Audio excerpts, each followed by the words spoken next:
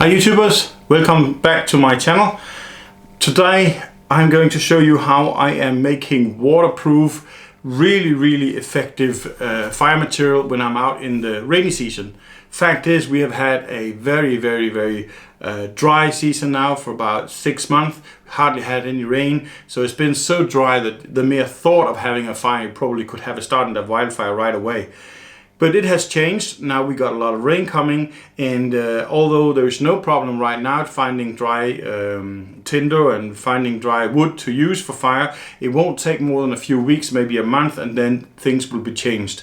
And I'm heading out on a kayak trip in a couple of months time, and at that time dry firewood can be a very difficult thing to find. So I needed a resource that I can rely on, that no matter how wet it gets, I'll still be able to make fire.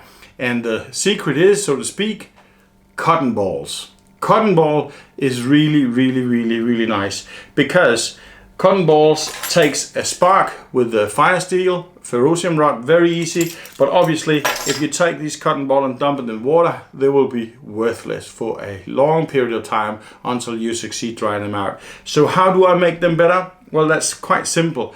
Just use candle wax. But there's a little trick to it.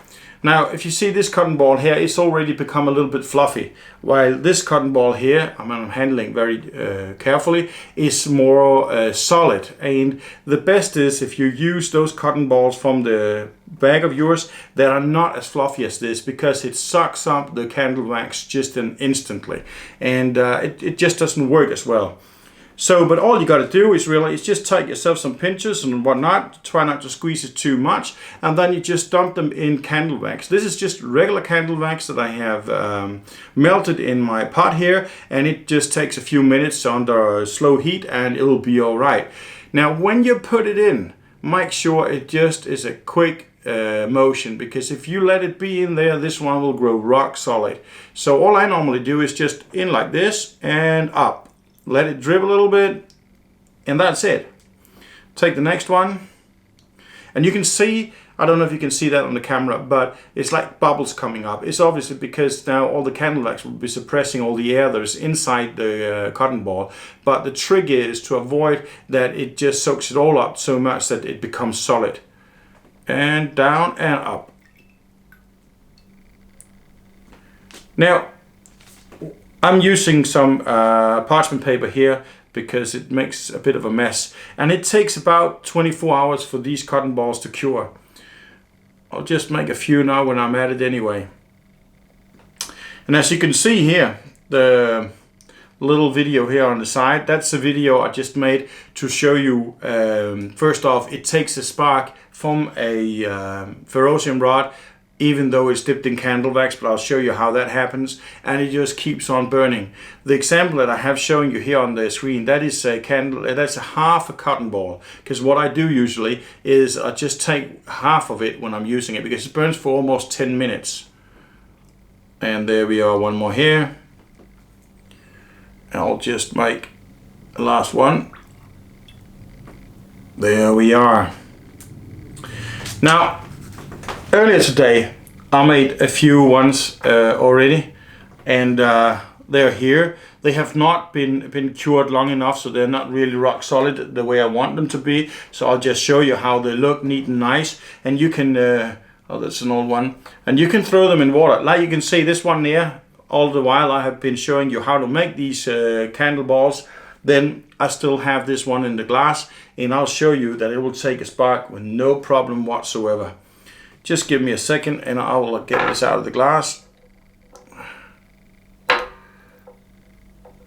Oh, time to make a mess.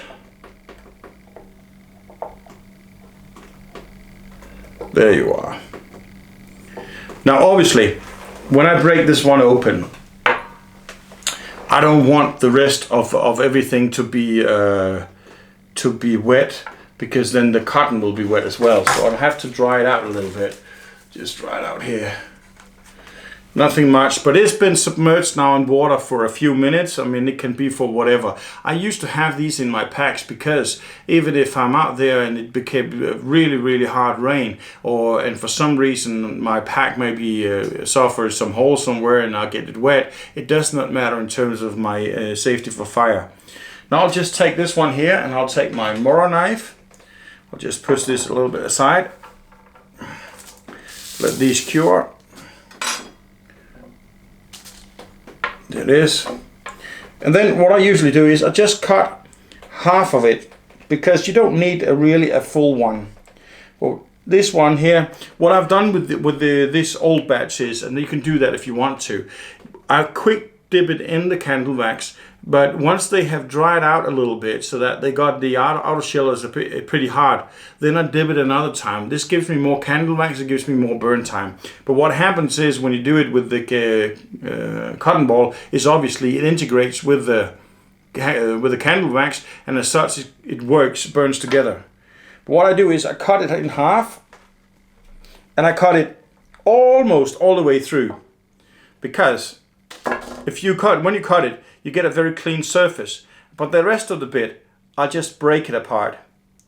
And as you can see here, I don't know if you can see it on camera, but there you have the cotton ball. It's very nice and very fluffy, and that takes a spark just like that. Let me just show you. Don't take my word for it.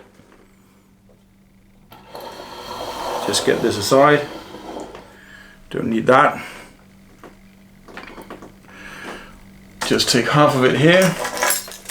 And my little improvised... Where is it? Here it is. Alright, so here it is. All I've done now is I've cut my cotton ball with candle wax in two, and I haven't tried to fluff it up or anything like that. I'm just doing it like this.